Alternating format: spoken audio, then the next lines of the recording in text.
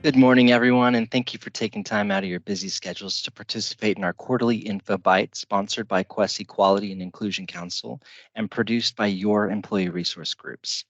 We currently have 4 active ERGs working to create a safe space for Quest employees to discuss matters pertaining to members of their community and are sponsored by incredible allies and executive leadership at Quest. Quest Colors, Quest Minds, and Quest Pride are all working together to kick off Pride Month, and we look forward to sharing content with you throughout the entire month of June. Today, we're going to discuss a little bit about the history of Pride and a global history of the LGBTQ plus community. We'll discuss where we come from and some of the events that have happened to bring us where we are today. I'm thrilled to be here with 2 amazing allies and friends of mine and fellow leaders of our employee resource groups. I'd like to give them a little moment to introduce themselves and tell you a little bit about themselves. Candace? Thank you, Joseph. I'm so excited about what we're about to present and to do this beautiful work with you and Beanie again. Hey, everybody. My name is Candace Levitt. My pronouns are she and her. I'm based here in Houston, Texas, and I'm currently the chair of Quest Colors. I'm a part of the Women at Quest ERG, and I'm also an ally to Pride at Quest. My main focus and main influence on joining each of the ERGs is because I love being of service. I do feel like service is my purpose. So that's one thing. That's one of the main reasons why I decided to join each of our ERGs and to get to know each and every person that I can within these ERGs, learn their cultures, fight for them, and to fight with them. And I'll hand you over to our next wonderful person, Meanie. Thank you, Candice. I'm Rukmini Divakar. The pronouns I go by are she or her. I'm based out of India. I'm a part of the HR team and work as a business partner senior advisor at Quest. I've always been an ally and passionately have been contributing and working in various areas like empowering differently abled, girl child education, environmental causes, women empowerment, and many more. So when I got to know about the ERGs here at Quest, I was super excited to be a part of them and I just jumped in. And today I'm associated with most of the ERGs, and now I'm the co chair of Quest Colors, communication coordinator of Women at Quest, and an ally to Quest Pride. And I'm so thrilled to be here today and with all the opportunities that I have got. Over to you, Joseph. Thank you. And my name is Joseph Parks. I'm a part of our Microsoft Platform Management sales team. I'm based here in Austin, and I am the chair of Quest Pride. I'm very honored to be leading that ERG, and I'm also an ally of Quest Colors, Women at Quest, and the newly formed Quest Minds. I think what makes Quest very special right now on a huge level is our intersectional work that all of these ERGs are working together, because often companies can silo these ERGs and they're not talking to each other, they're not listening to each other. And I think in these conversations that we've been having quarterly and in some of our cases daily between the 3 of us, we're finding so much in common. So we find our differences, but so much commonality in our stories. So it's such a wonderful opportunity to be with you two here today. So we're going to kick off our little history tutorial today on the LGBTQ plus community throughout time and actually globally. A little disclaimer: we're going to be sharing with you some of our own personal perspectives, knowledge that we've gained through the years, some recent history that we've all done. We wish we had time to talk about every single country and every region in the world, because there is a story to be told for every single part of this world. But we're just going to be giving you kind of an East and West perspective today. But just wanted to say that because we wish we had time to cover everybody, and perhaps we will at future sessions. So really, I just want to start off by saying that, the LGBTQ plus community, we've always been here. We've always, whether or not we've been visible is the difference. There have been times throughout history where Alexander the Great, who is arguably probably the strongest, most powerful soldier in global history, was definitely openly bisexual. He had a relationship with a man. He did eventually get married to a woman, but he had an open relationship with his best friend and fellow soldier. That was a part of their culture at that time. That was something that was accepted. You could have your relationships like with a man, and then but she also got married. So it's interesting how things have evolved throughout time. I just want to show you guys a few images that I love. Just to give you a little taste of, these are all North American related photos of people in our community. Essentially, on top right, we have a couple men who are agriculture workers. They're working a rural lifestyle. And these are some private portraits of men together. This was very common at the time for men who had special relationships together. They would have these private portrait sessions, very intimate, very loving. These were certainly, this is pre-social media, everyone, so these weren't shared with anyone. They were kept private.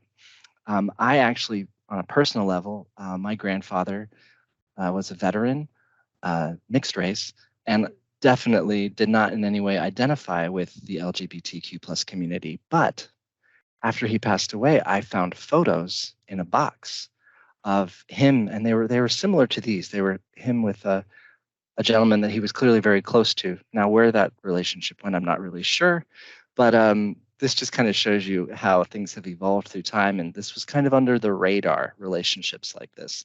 I also wanted to hit on our history with the two-spirited people of the indigenous tribes of North America, in America, Canada. In those cultures, it was totally acceptable if someone identified other than the gender that they were born, that they could live a lifestyle of the gender that they identified. So we have a couple images on the bottom left and the bottom right of two different two-spirited individuals who were born male but identified as female and were allowed to live with their tribe and community as the gender that they identified, which I think is a really big subject today because we're seeing so much related to trans and non-binary related issues, and specifically in some ways discrimination, that it's interesting to see that there was a time over 100 years ago where these people were accepted. Often the reason for these sort of shifts and ebbs and flows of equality versus oppression is a lot related to factors like religion and political influence in the region. These things, of course, can profoundly shift the way people are accepted or not accepted by their community. Just to give you a few more pictures of some couples here, and also in the center at the bottom, there's a group of men that had a boys' dance hall. Some soldiers in the bottom right-hand corner, you can see two young black men posed together. And then there's a couples of women in which one of the women is dressed in drag, a drag king, you would say. So it's interesting in the world today where we're dealing with so many issues of trying to make drag illegal. These photos are from the 1800s, so it's fascinating how things have changed through time. Now, when we get into the 20th century, there was an interesting shift, particularly like around World War II, when they started making specific rules limiting homosexuals. So they actually, made it illegal to homosexuals cannot serve in the military. That led throughout the whole 20th century, leading up to the Don't Ask, Don't Tell policy, which eventually was abolished, and now gay people can serve in the military. But these sort of oppressions started creeping in, and you reach a time in the 1940s and 50s where there was a more conservative society at that time, particularly in the 1950s. We all have our images of the traditional lifestyle and the traditional family of 1950s America. During that time, we had what was called the Madison Society. There's a group of men in the top left-hand corner. You can notice in this, they are all white, but this was a group of men that were trying to fight for gay men's rights. So they were specific. They were thinking small. They were just thinking about themselves, gay men, and in this case, white men. And they are at a sip-in where they are trying to be served as a group of gay men in a bar. And as you can see, the bartender is not happy that they're there and not happy to serve them, but this is a form of peaceful protest. And then we get into the 1960s, which is globally was a time of what we call counterculture, where everything that is accepted and valued at that time is sort of turned on its head. and people are questioning the society they live in and questioning the morals of the society and what is right and what is wrong. We had a lot of the hippies in America were coming out, and there was a huge influence by music during that time that was really turning the world on its head, which is going to lead us to Stonewall, which happened in 1969, which is really where a group of people unified together to fight against oppression of the LGBTQ plus community. But I want to turn it over to my friend Candace, who's going to, before we get to that, talk about some parallels within the civil rights movement and the LGBTQ plus movement and how those connect and support each other. Candace. Thank you, Joseph. I really appreciate this opportunity to just really talk about all of this. And I've learned so much so far, like even, within my respective race and everything that we've done as well. And I didn't know anything about the Mattachine Society until you brought it up in one of our walkthroughs. And it's really important for you. And I'm happy that you're mentioning how we all at one point worked separately, but then later on we began to work together. And we were all all influenced by different things within different ways we were fighting for things. And so when I heard sit-in, I thought about the sit-ins, and Yes. we both were peaceful protests. And I think it's important to highlight how that began and where it came from.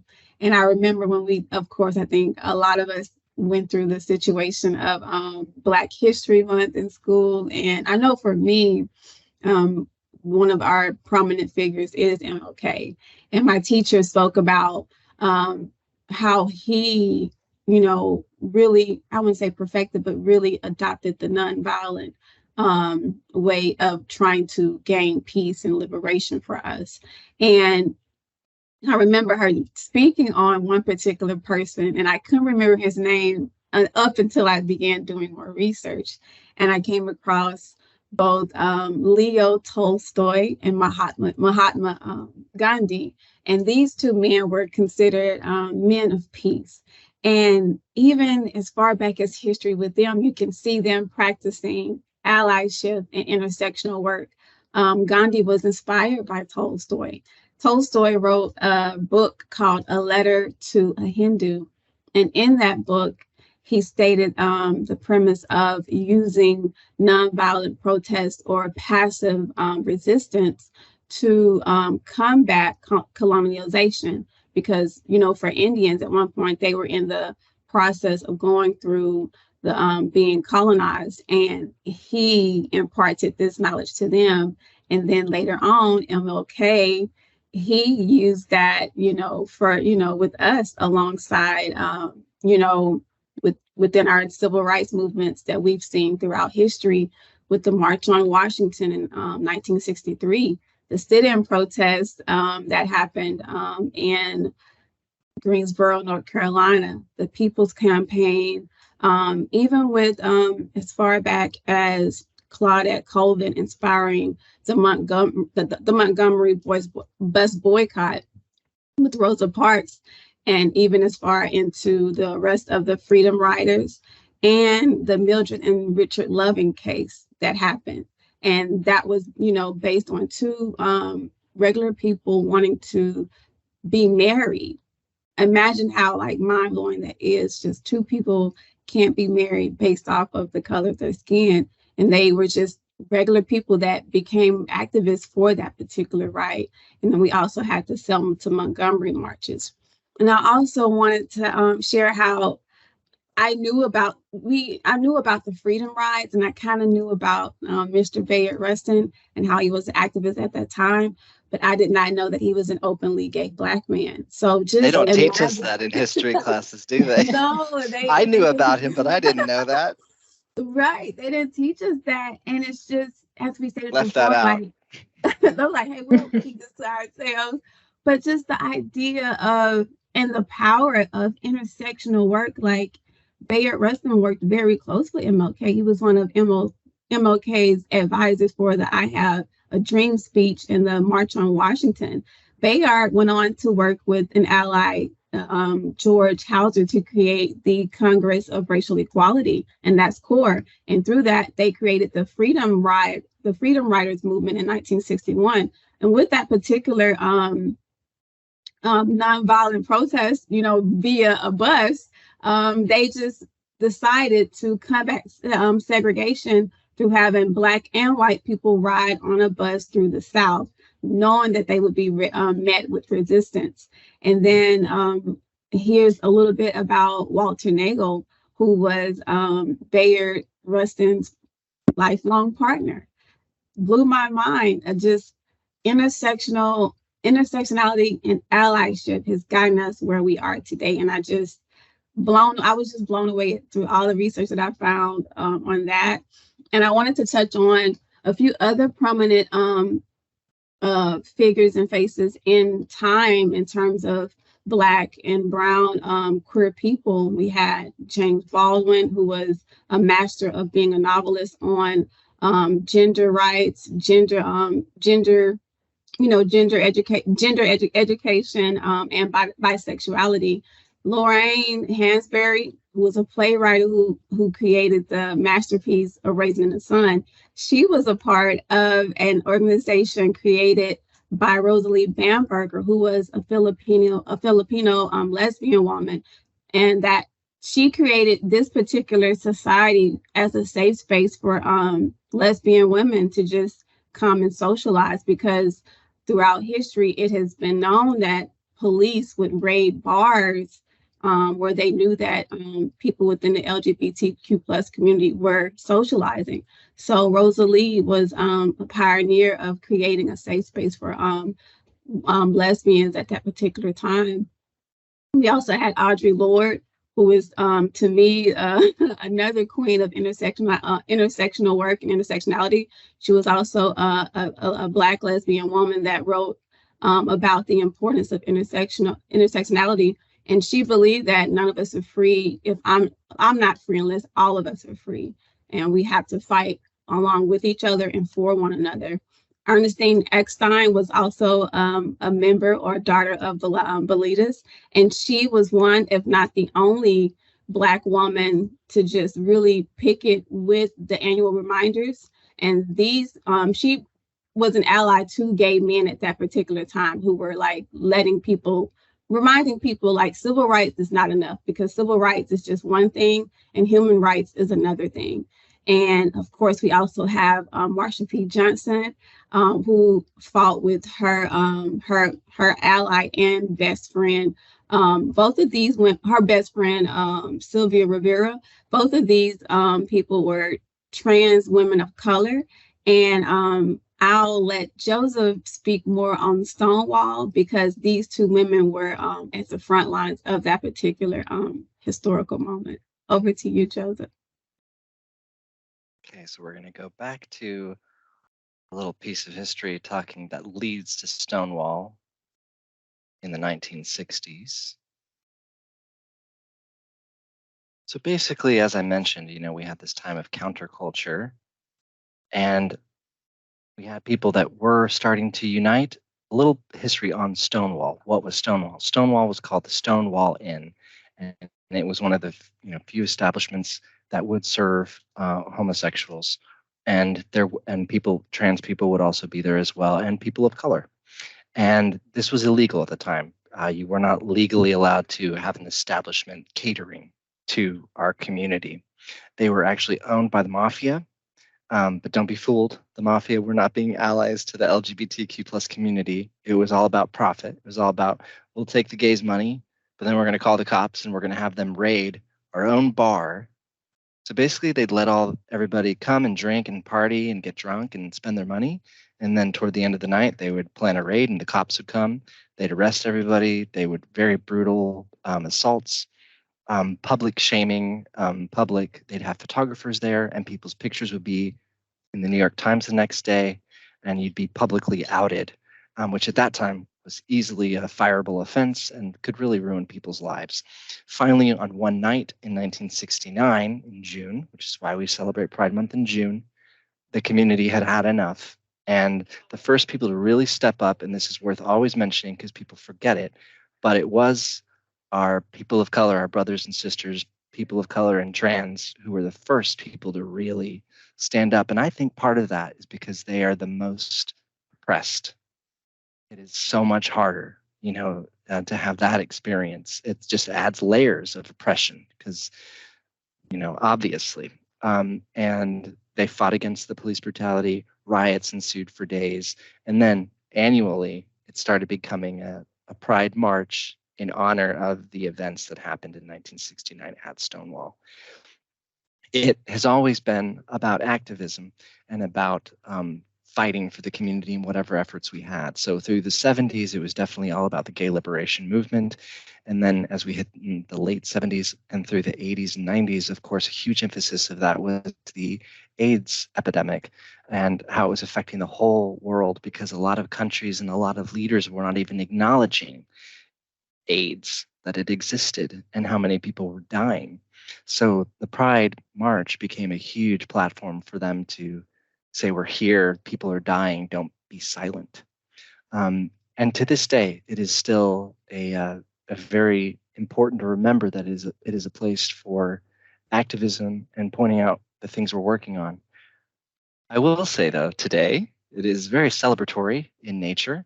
These are just a few images from some Pride marches in New York that I wanted to share. You can see I'm in the top right-hand corner with a group of LGBTQ plus athletes in New York. All of these are folks from the LGBT teams that exist in New York City, and we all march together in the parade. So it's very joyful, very fun. But I can tell you, marching in the parade and leading a group of people to Stonewall, because Stonewall is where it ends, you would get around certain corners and you would find the protesters who were against us being there and had very hateful signage and things like that. So there's still a fight against us. And I just think it's important to remember that we still have fights to be fought for. There are hundreds of bills trying to be passed right now limiting the rights of the community. So the fight's not over. And I think that's just important for us to remember.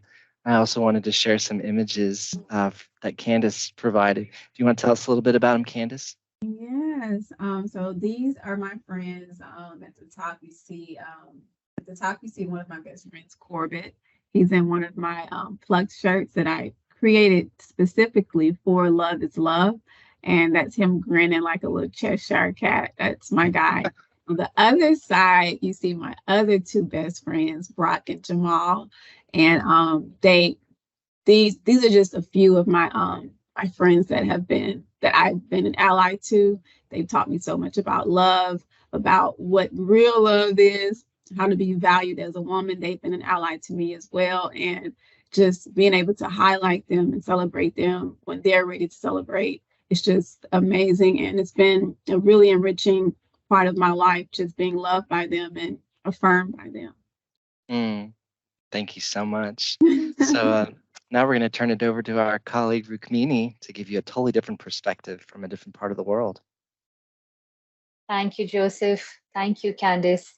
I think when I was listening to what both of you were speaking, there's so much commonalities across, though different cultures and experiences. I think the line of struggle for acceptance is so much more the same. So before I share my set of slides, just a quick introduction about India and a bit of a background. So India is known for its rich culture, heritage, architecture, diversity, and traditions. Ancient India was all about acceptance and celebration of all forms of love. And I'll show you in so many forms of pictures and history, you'll actually be mesmerized. The fluidity of gender for humans was actually acknowledged concept in ancient India. And we have a rich history of literature that exists on homosexuality and gender fluidity. The queerness can be traced back actually to Indian history from our Indian epics, scriptures, prose, poetry, art, architecture. Of course, there was resistance. It was looked upon as a very big taboo in the society. But even then, communities understood and they began to coexist. So I'm going to share my screen. Let me It is visible.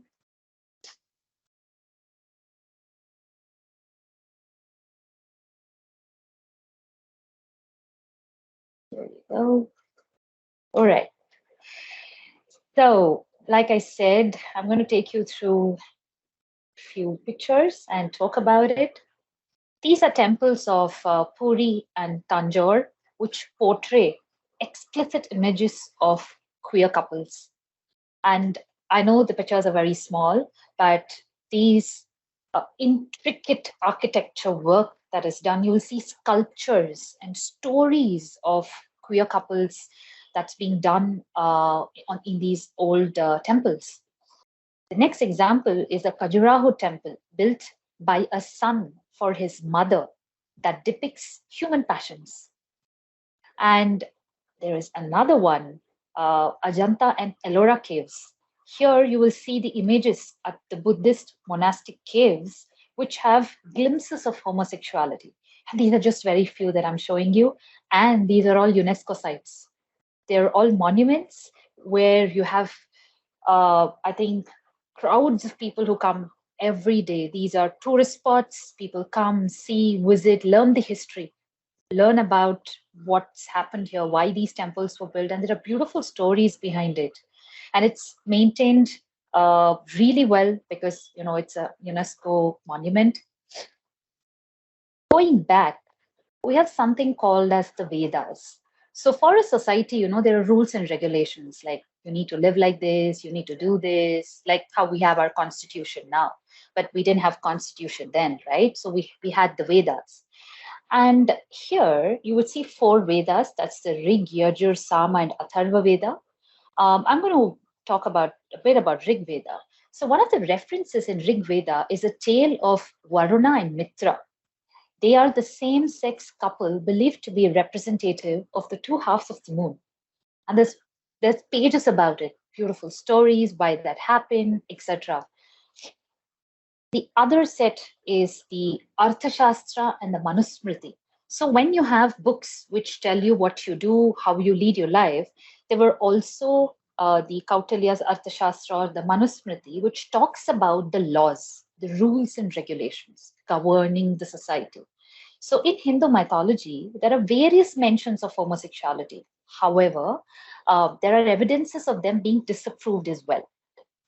Of course, it was seen as a taboo, but then there were certain laws, which means overall it was accepted, but to a certain level.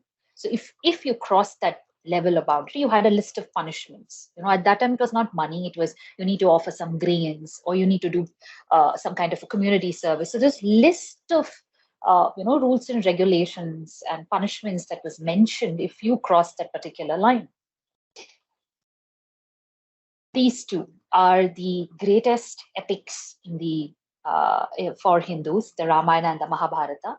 So in Ramayana, there are examples of same-sex intimacy amongst the demons whom we call the Rakshasas, against whom usually gods fight, right? And we have Mahabharata, where we had Shikandini or Shikandi, born as a daughter of a king, raised as a man, and later becomes a man to enter the battlefield. See the beauty of that, right? So Yeah. this happened in Mahabharata. So Mahabharata is something where there are 2 sets of brothers who are fighting against each other, and she did this to help one of them win the other. So it was like the win of truth over lie kind of a battle that happened. And in this through same Mahabharata, we have this Kuvagam festival, which is the annual religious festival for transgenders. And believe me, this goes back to 3 BC. Wow. And even today, it is celebrated in the first week of May every year. And this happens in Tamil Nadu, and that's the south part of India.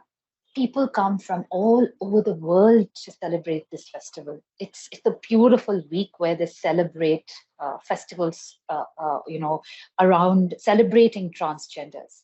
And why did this celebration come? They believe that if you see this Mahabharata photo that's there below, you have a person holding the conch. So he is Lord Krishna.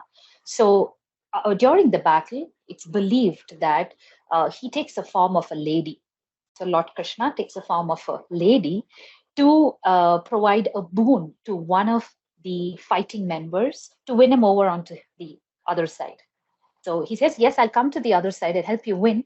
But it is believed that he was not married. He wanted to enjoy one night of marital life, and he wanted to do that. And they didn't have women then. You just can't bring a woman just for that one day per se. So Lord Krishna did that. And it's celebrated even today. And that's the story why Kovagam festival is celebrated from 3 BC. See, we were thinking we had our own pride. We thought we started pride in the United States. I know. And there is another story of King Bhagiratha. You won't believe it. He's a legendary king born of two women. And he's looked upon for various works that he has done. And you see his photo is put along with Lord Shiva. If you see, you would have seen this figure photo in many places. He was responsible to bring river Ganga from heaven to earth. And that's why King Bhagiratha is basically known for. So this was all before he got colonized. So this was the pre-colonization era. And then when we move further, 1857 to 1947 was when we were colonized. And this brought the big gap. So in 1861, when we were colonized, they passed a penal code which said that they basically criminalized, anything that's against the order of nature. So same-sex was against the order of nature, and that kind of broke this whole thing. And that was a 100-year struggle. And we had many things to focus on. Once things started slowly coming back to normal, in 1977, we have Shakuntala Devi that you see here. She is the Indian human calculator. And it happened so that she had a personal experience where her husband identified himself as a queer. And that kind of didn't shatter her, but she took his experience that she had, and wrote a book, The World of Homosexuals. And here she says that it's to be full and complete acceptance and not tolerance and sympathy. And that's what she said. And this was in 1977. And in 1981, we had the first All India Transgender Conference, and it was held in Agra, that's in North India. And you won't believe it, it brought over 50,000 of them across South Asia, just not India, across South Asia at that point of time. Similarly, as we went further, in 1986, Ashok Rao Kavi was a journalist who penned his coming out story. He was the first one to come out publicly.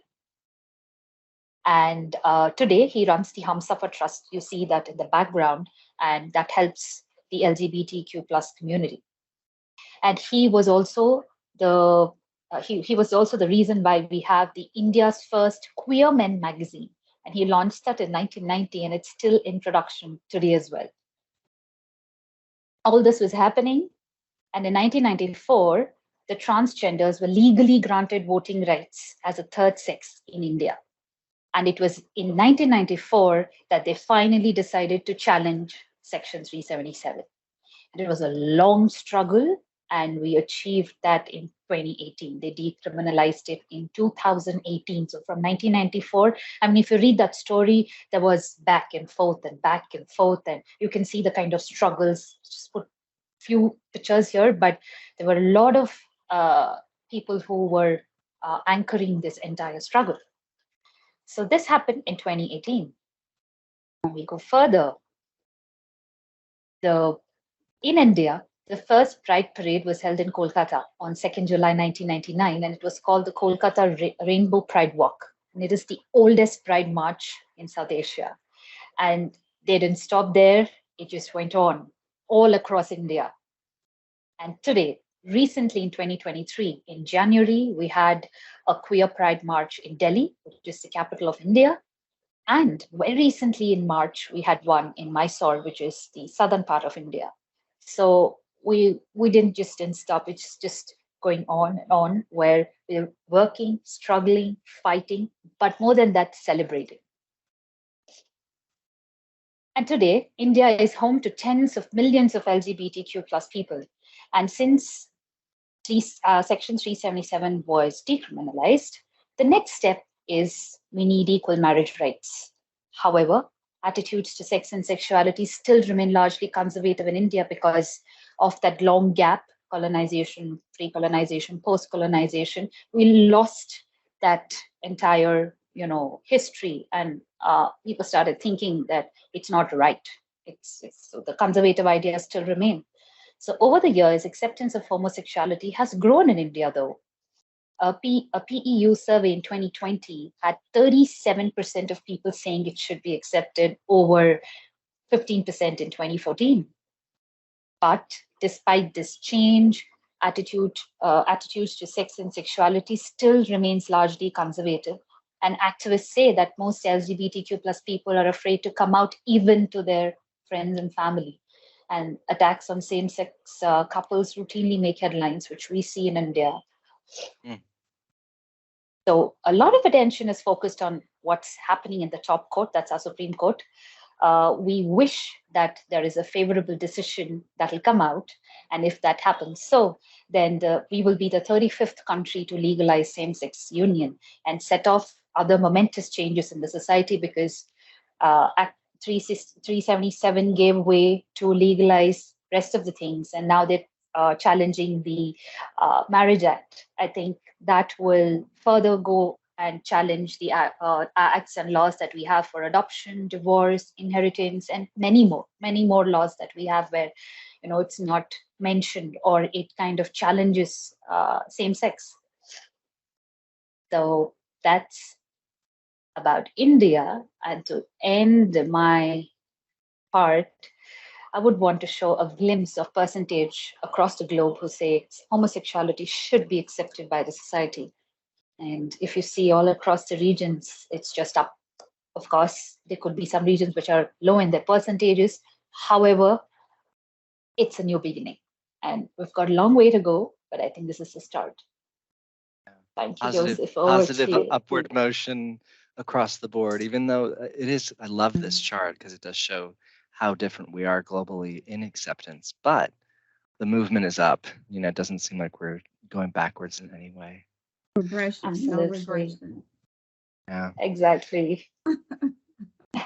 This has been wonderful. I love seeing I know for us putting this together, this was such an education for us individually when we first started putting this together. I mean, all of this history of India, and fascinating for me that it really wasn't until colonization that's when the sort of oppression of the LGBTQ plus community happened.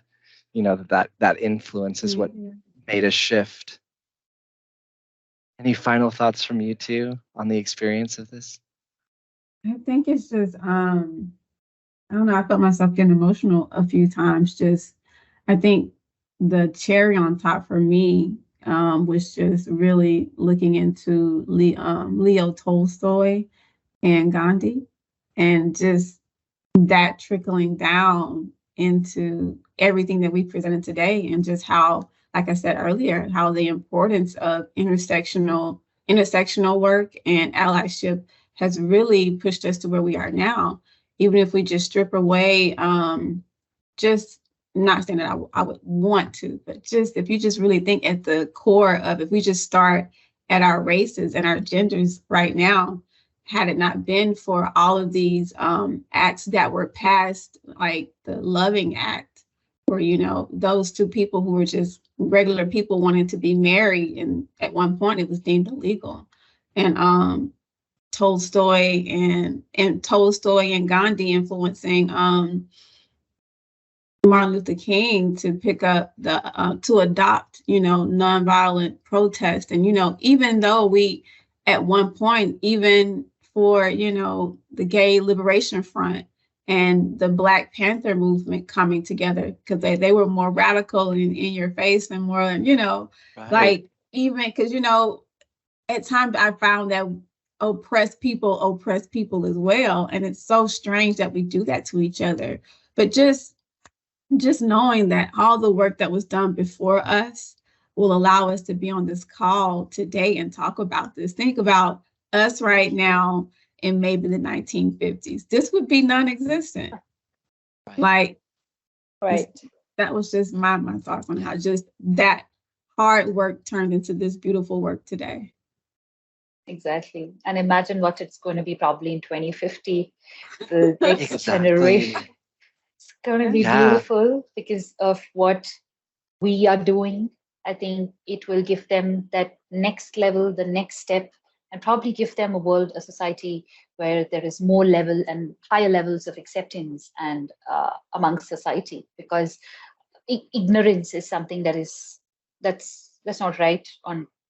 It pains me when I see people being so ignorant about it and just pass comments or just, judge them or do anything of that sort. But I think in 2050, I think that would just go away probably of what we are doing, the kind of awareness we're creating and the work that's happening in, I think, all pockets of the world. Yes. Oh, I want to thank you both. And I really do want to thank our amazing company, Quest Software, for giving us the platform to have these kinds of discussions. We're very lucky to have the support of our organization to be able to share this with our whole Quest community. And please stay tuned throughout the entire month of June. We're going to be releasing content through the month, as I mentioned. And then on June 29th, we're going to have an amazing special end of month celebration where we will come together again and tell some of our personal stories. We're going to have some entertainment, special guest appearances. It's going to be a great party, so I hope you'll join for that. Please stay on at the end of this recording because we're going to have a live Q&A with the panel. And if you would like to get involved in our employee resource groups, please email eicouncil@quest.com. And until the next session, thank you so much. Take care, everyone.